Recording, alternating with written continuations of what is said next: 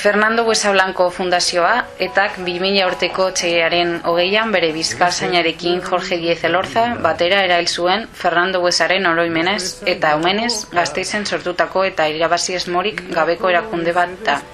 Fundazioaren grina, Euskal Herrian dauden eta elkarrekin bizi izan diren sentimendu ezberdinenizko fundazio irekia eta parte-hartzailea izatea da.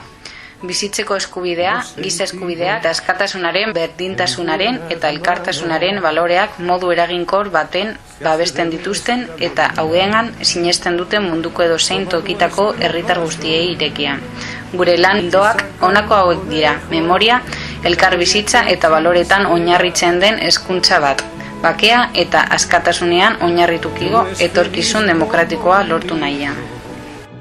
Hola, Colette, y estoy en el Club Man Rise para defender los derechos humanos. ¿Te gusta la idea? Pues ven a jugar conmigo. Vida, toma conmigo café.